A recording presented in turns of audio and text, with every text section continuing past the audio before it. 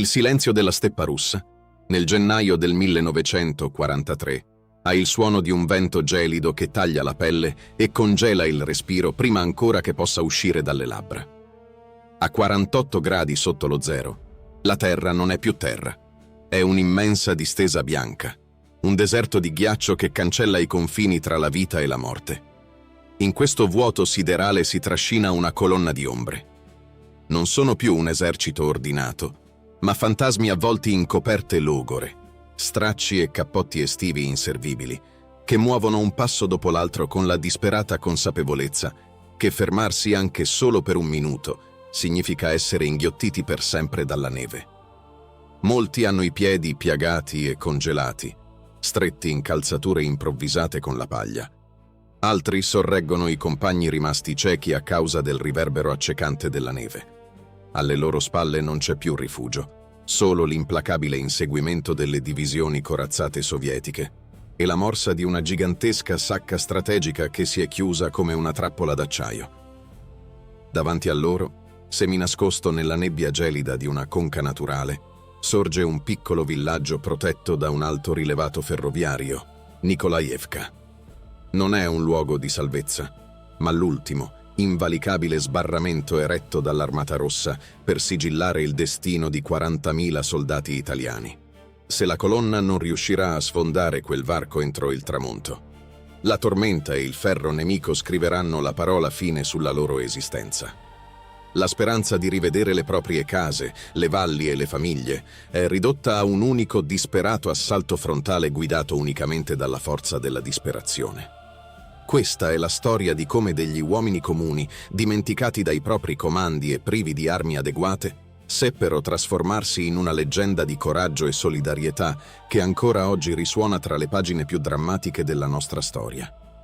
Restate con noi fino alla fine di questo viaggio per scoprire come si consumò l'ultimo assalto della Tridentina e quale straordinario segreto di umanità si nascose tra le isbe di quel villaggio dimenticato da Dio. Per comprendere l'origine di una delle più grandi catastrofi militari italiane, è necessario risalire all'estate del 1942. Il regime fascista, spinto dall'ansia di ottenere un peso politico decisivo nei futuri negoziati di pace a fianco della Germania nazista, decise di incrementare massicciamente la presenza italiana sul fronte orientale. Nacque così l'Armir, l'ottava armata italiana in Russia, che giunse a contare oltre 220.000 uomini inviati a presidiare un settore di quasi 300 chilometri lungo l'ansa del fiume Don. All'interno di questo imponente schieramento spiccava il corpo d'armata alpino, composto da 3 delle migliori divisioni del Regio Esercito, la Tridentina, la Julia e la Cuneense, affiancate in seguito dalla divisione di fanteria Vicenza.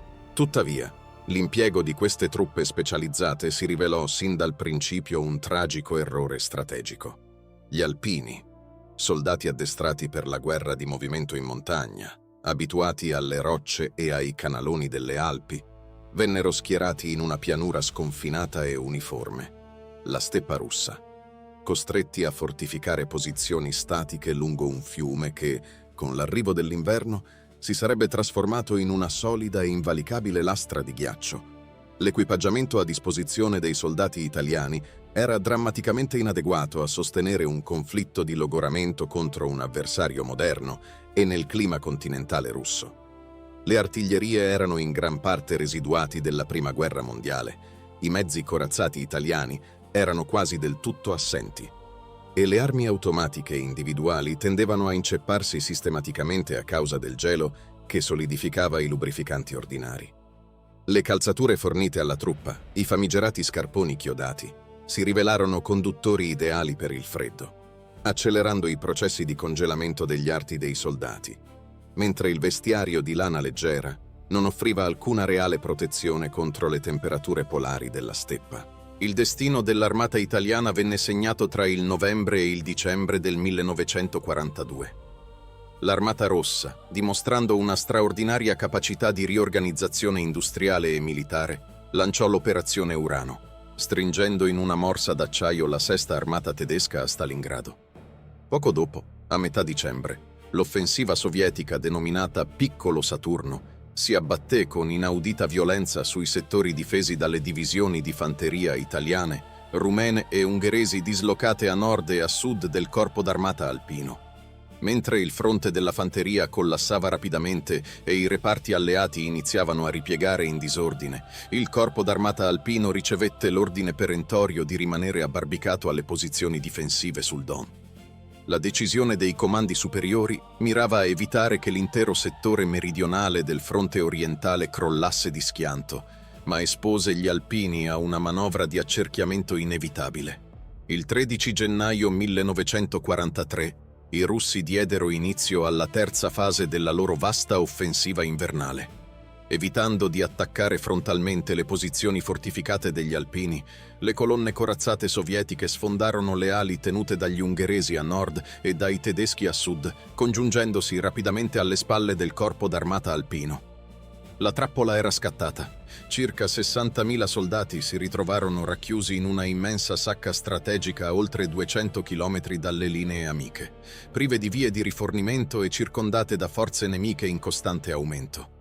Nonostante la drammaticità della situazione, il comando dell'Armir, affidato all'evanescente figura del generale Italo Gariboldi, non seppe reagire con tempestività. L'ordine formale di ripiegamento, firmato dal generale Gabriele Nasci, giunse solo la sera del 17 gennaio 1943, quando ormai le vie d'uscita erano state quasi interamente sigillate dalle truppe sovietiche. Ebbe così inizio una marcia allucinante attraverso la steppa ghiacciata, un cammino di 200 chilometri costellato da scontri quotidiani contro reparti regolari dell'Armata Rossa e agguerrite formazioni partigiane che presidiavano i centri abitati lungo la via della ritirata. In questa ritirata priva di ordini centralizzati coerenti, la sopravvivenza dipese esclusivamente dalla coesione dei singoli reparti e dal carisma di pochi comandanti sul campo. La figura centrale di questa epopea fu il generale Luigi Reverberi, comandante della divisione alpina tridentina. Reverberi era un ufficiale d'accademia, veterano della Prima Guerra Mondiale e della campagna di Libia, caratterizzato da un temperamento energico e infaticabile che gli era valso tra i suoi uomini il soprannome affettuoso di Generale Gazzosa, proprio a sottolineare la sua natura esuberante e spumeggiante.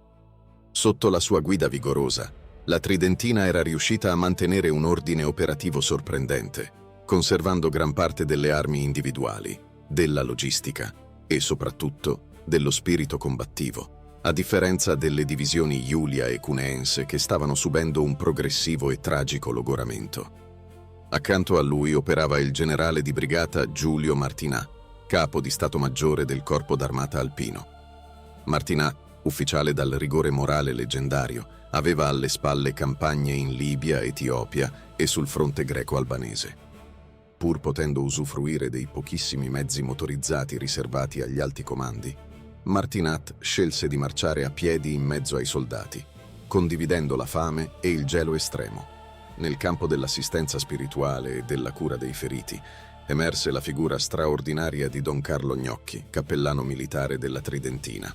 Don Carlo si muoveva instancabilmente lungo la colonna dei disperati, offrendo non solo i sacramenti ma anche un indispensabile sostegno psicologico a uomini tentati di lasciarsi andare alla morte, pur di porre fine a sofferenze indicibili.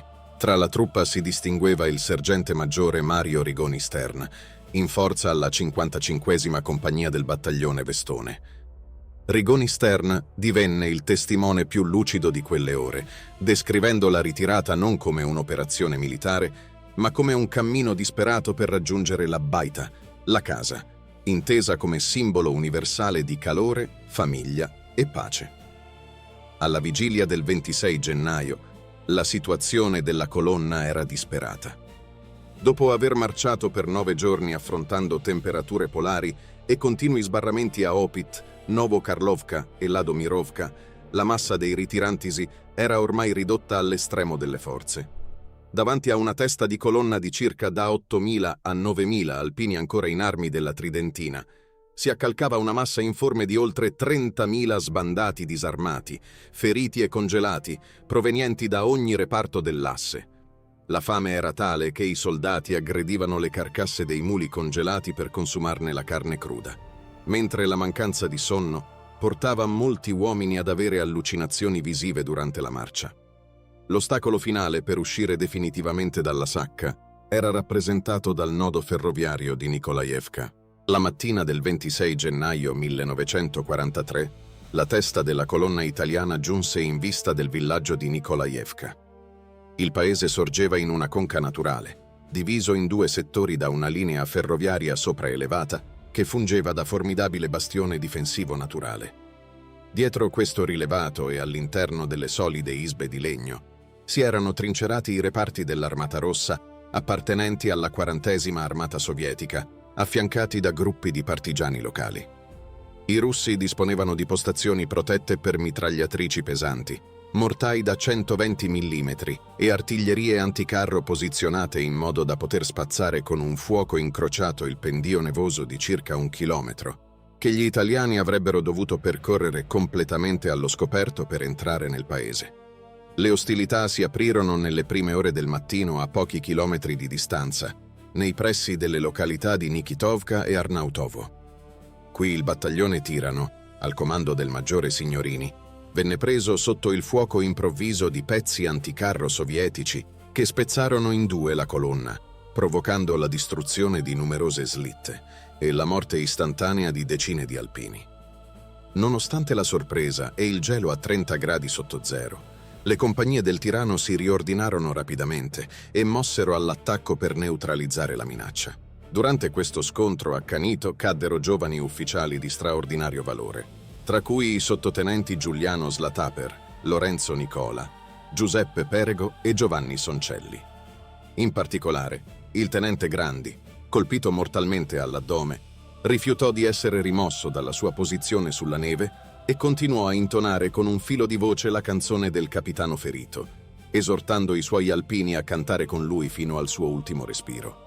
Risolto lo sbarramento di Arnautovo, il grosso delle forze della Tridentina giunse davanti a Nikolajevka intorno a mezzogiorno. Il generale Reverberi comprese immediatamente che non vi erano alternative tattiche.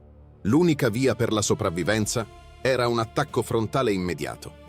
Il maggiore Enrico Bracchi ricevette l'ordine di schierare il battaglione Vestone, affiancato dai battaglioni Verona e Valchiese, per tentare di forzare il passaggio ferroviario. Il gruppo d'artiglieria Bergamo cercò di sostenere l'azione aprendo il fuoco con i pochissimi pezzi da 75-13 rimasti e ridottissime scorte di munizioni. L'avanzata degli alpini fu un calvario. Il fuoco dei mortai sovietici martellava costantemente la steppa, sollevando enormi colonne di neve e detriti ghiacciati, mentre le mitragliatrici pesanti falciavano le prime ondate d'assalto. Molti soldati rimasero inchiodati al suolo, impossibilitati ad avanzare o a retrocedere. La stazione ferroviaria venne conquistata e perduta per ben 3 volte in furiosi combattimenti corpo a corpo all'interno degli edifici di servizio e tra i vagoni merci abbandonati sui binari. Verso le ore 15:30, la spinta offensiva della Tridentina appariva ormai esausta. Le munizioni erano quasi del tutto esaurite. I feriti si accumulavano tragicamente sulla neve e molti reparti erano rimasti privi di ufficiali. Fu in questo momento di drammatico stallo che si consumò l'eroico sacrificio del generale Giulio Martinat. Accortosi che i suoi uomini stavano cedendo sotto il fuoco nemico, Martinat uscì dal riparo, imbracciò un moschetto individuale e si portò in testa agli alpini del battaglione Edolo, urlando la celebre frase «Avanti alpini, avanti di là c'è l'Italia, avanti!» e incitando i soldati a non arrestarsi, si lanciò verso il trincerone ferroviario, venendo colpito mortalmente a terra. La sua morte, avvenuta all'età di 51 anni, scosse profondamente i soldati, impedendo il panico e spingendo l'Edolo a mantenere le posizioni conquistate a caro prezzo. Nonostante il sacrificio di Martinat, alle ore 17 la situazione rasentava il disastro totale. La luce del giorno stava calando rapidamente, preannunciando l'arrivo di una notte gelida che avrebbe significato la morte certa per ipotermia, per le decine di migliaia di soldati ammassati nella conca fuori dal paese. Fu allora che il generale Luigi Reverberi compì il gesto che impresse una svolta decisiva alla battaglia e alla storia della ritirata. Salito audacemente su un semovente tedesco ancora parzialmente mobile ma privo di proiettili, Reverberi si stagliò in piedi sulla torretta del mezzo, incurante delle raffiche incrociate delle mitragliatrici sovietiche. Con il cappello alpino tra le mani e la voce rotta dallo sforzo, gridò con tutto il fiato rimasto in gola: «Avanti, Tridentina! Avanti!» Quel richiamo disperato agì come una scarica elettrica su una massa di uomini ormai rassegnata alla fine. Migliaia di soldati, inclusi sbandati privi di armi, feriti leggeri e artiglieri senza pezzi, si alzarono simultaneamente dalla neve in un assalto di massa compatto e inarrestabile. La pura forza d'urto di questa ondata umana, mossa dall'istinto primordiale di sopravvivenza e dal desiderio di tornare a casa, travolse le linee difensive sovietiche sul rilevato ferroviario. I soldati dell'Armata Rossa, sbalorditi da quell'improvviso e disperato attacco di massa che non rispondeva a nessuna logica militare convenzionale, ripiegarono verso la periferia settentrionale dell'abitato, lasciando agli italiani il controllo del centro del villaggio. Il varco era stato forzato. Durante le convulse ore serali, mentre si combatteva ancora isolatamente tra le isbe, si registrò il celebre e toccante aneddoto che vide protagonista il sergente maggiore Mario Rigoni Stern. Spinto dai morsi intollerabili della fame, Rigoni Stern si avvicinò a un'isba apparentemente deserta ed entrò imbracciando il fucile. All'interno si trovavano diversi soldati regolari sovietici, seduti attorno a un tavolo intenti a mangiare da una zuppiera comune. In quel momento di estrema tensione drammatica, in cui la reazione logica sarebbe stata un conflitto a fuoco ravvicinato, si creò un istante di assoluta sospensione temporale. Rigoni Stern non sparò. Mise il fucile in spalla e pronunciò la frase: «Mnie kochecia jest, datemi da mangiare». Una delle donne russe presenti prese un piatto, lo riempì di latte caldo e miglio attingendo dalla stessa zuppiera dei soldati e glielo porse.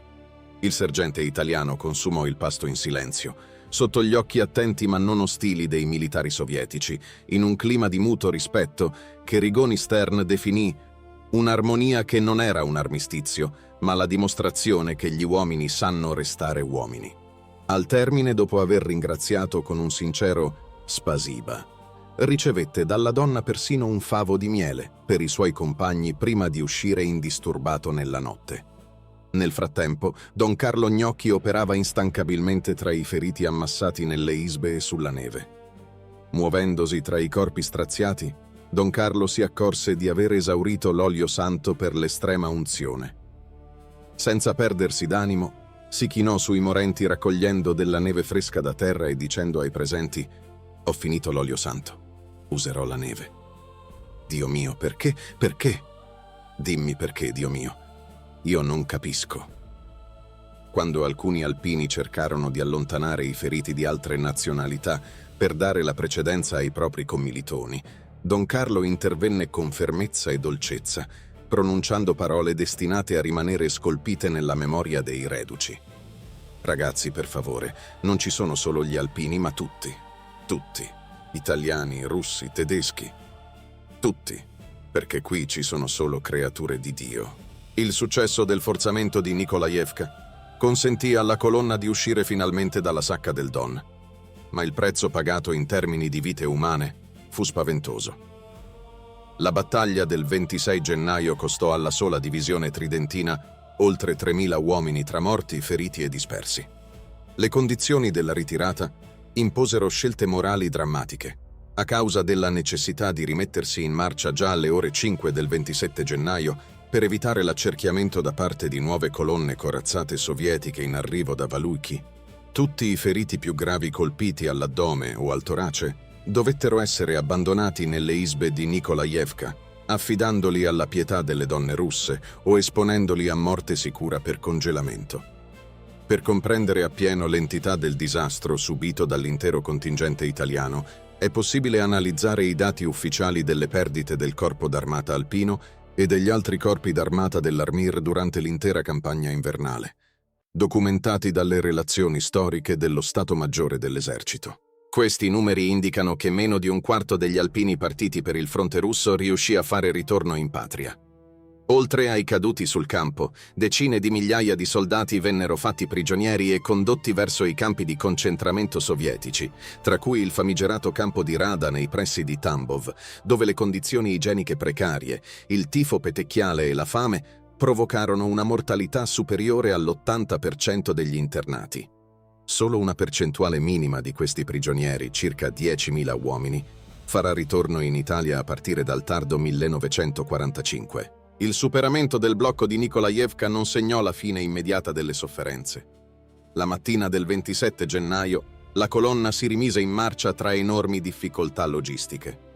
Il ritardo accumulato nella partenza provocò una furiosa lite tra il generale tedesco Heidkamper, comandante ad interim del 24° Panzerkorps dopo la morte del generale Eibl, e il generale Reverberi, lite che fu sedata solo grazie all'intervento mediatore del generale Nasci.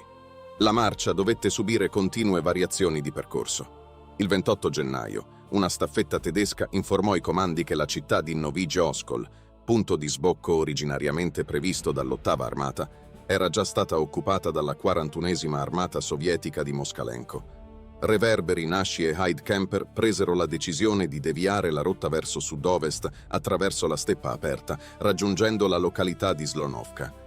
Per accelerare la marcia e salvare il maggior numero possibile di feriti trasportati sulle slitte, i soldati presero la dolorosa decisione di abbandonare e distruggere gli ultimi pezzi d'artiglieria ancora al traino. La salvezza definitiva venne raggiunta solo il 31 gennaio 1943 a Shebekino, un'area controllata dalle truppe dell'asse al di fuori della morsa russa. Mentre la Tridentina riusciva a salvare una parte dei propri effettivi, grazie alla leadership di Reverberi e alla conservazione della coesione interna, le divisioni Iulia e Cuneense, insieme alla divisione Vicenza, andarono incontro a un annientamento quasi totale. Questa tragica differenza nel destino delle unità fu causata principalmente dal collasso delle comunicazioni radio e dall'incapacità del Comando Supremo dell'Armir di segnalare tempestivamente alle colonne in ritirata le vie di deflusso ancora libere da truppe nemiche. Sarebbe bastato l'invio di aerei da collegamento per lanciare messaggi scritti o contenitori con mappe aggiornate sulle colonne in marcia per salvare decine di migliaia di vite della Iulia e della Cuneense, che invece finirono per convergere direttamente contro sbarramenti sovietici insuperabili. Nel dopoguerra, le vicende della ritirata e della battaglia di Nikolaevka lasciarono un'impronta indelebile nella coscienza civile della nazione. Il generale Luigi Reverberi, dopo aver affrontato l'internamento nei campi di concentramento tedeschi in Polonia dopo l'8 settembre 1943 per aver rifiutato di aderire alla Repubblica di Salò, visse un momento di straordinario riconoscimento storico. Nel 1944, quando le truppe sovietiche entrarono nel campo in cui era rinchiuso, il comandante dell'armata russa lo convocò personalmente chiedendogli: «È lei il comandante della famosa Tridentina? Volevo conoscerla. È stata l'unica divisione del settore centro-sud che ci è sfuggita». Reverberi, con orgoglio alpino, rispose fermamente: «No, generale, non vi è sfuggita.